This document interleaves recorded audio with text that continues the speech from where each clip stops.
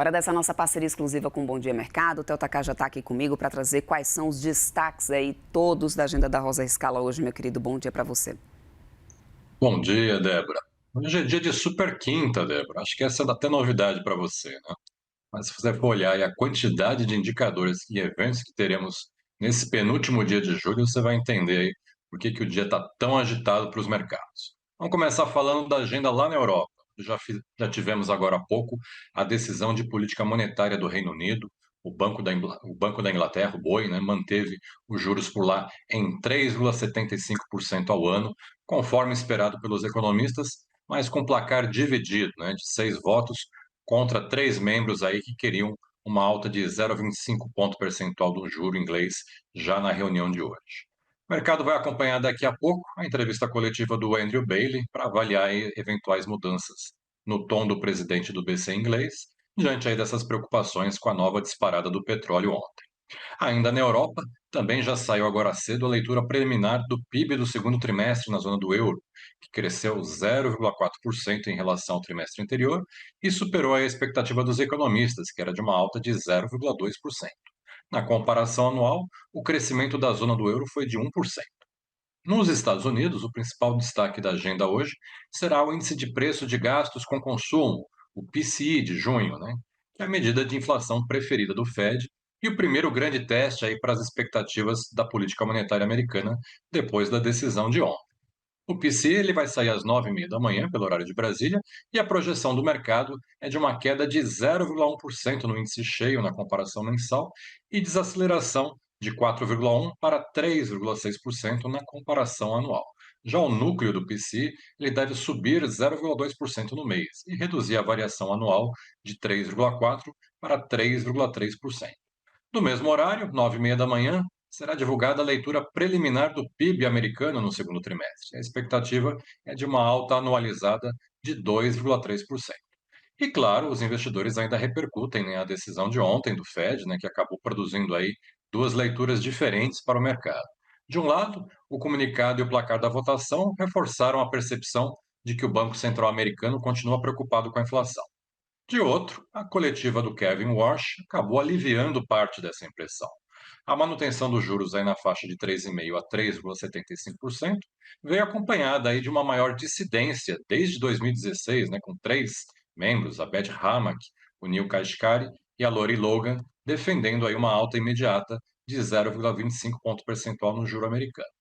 A coletiva do Kevin Warsh, porém, foi em outra direção.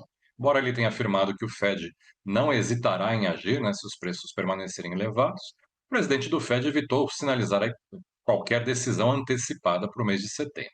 Ao contrário, né, ele insistiu que o BC americano continuará avaliando um conjunto amplo de indicadores para conduzir a política monetária e o que o mais importante é identificar a tendência da inflação sem reagir a um único dado mensal. Também reconheceu que a economia americana segue resiliente, que o mercado de trabalho permanece sólido e que o Fed ainda avalia até que ponto os choques de energia estão pressionando a inflação. Porsche pareceu preocupado em não decepcionar o mercado, soando ambíguo em algumas falas. No final do dia, prevaleceu entre os investidores a avaliação de que o Walsh adotou uma postura relativamente mais dovish durante a coletiva, deixando os investidores tão divididos quanto ele próprio se mostrou, Débora.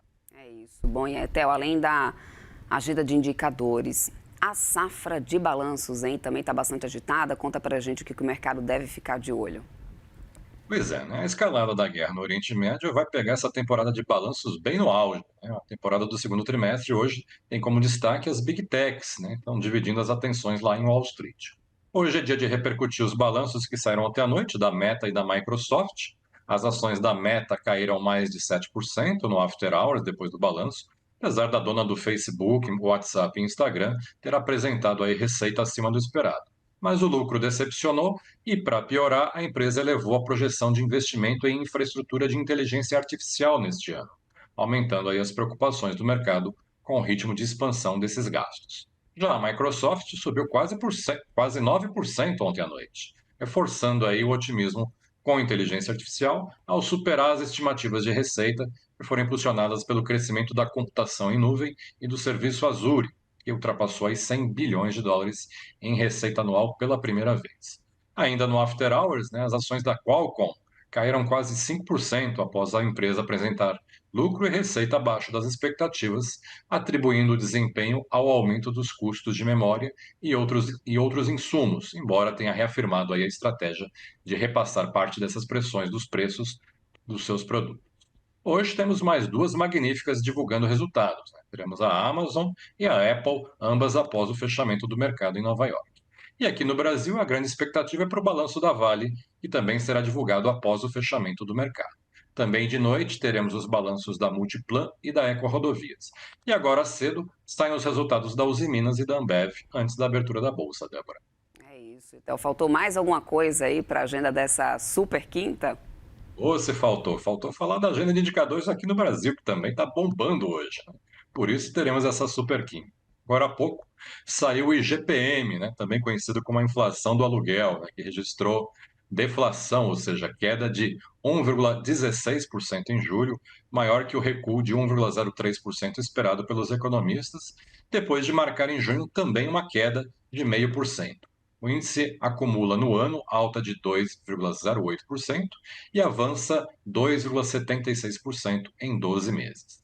O Banco Central está divulgando agora, nesse momento, a nota de política monetária e de operações de crédito referentes ao mês de junho. Logo mais, às 9 da manhã, o IBGE publica a PNAD contínua, que deve mostrar um alívio na taxa de desemprego, aí, expectativa que recue de 5,6% para 5,4%.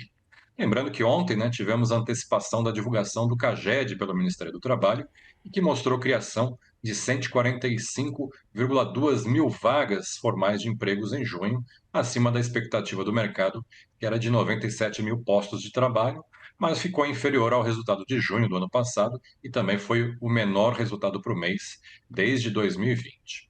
Às 11 da manhã, a Receita Federal divulgará a arrecadação do mês de junho, e a expectativa é que ela deve somar aí 261,6 bilhões de reais, segundo a projeção dos economistas, o que representaria uma alta real de cerca de 6,5% em relação ao mesmo mês do ano passado.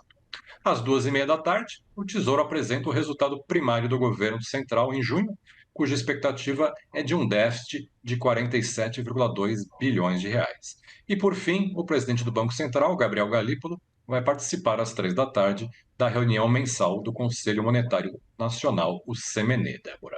É isso, e a gente vai acompanhando o resultado de tudo isso por aqui. Meu querido, muito obrigada. Eu te espero aqui amanhã, Theo. Boa quinta para você. Até amanhã. Tchau, tchau.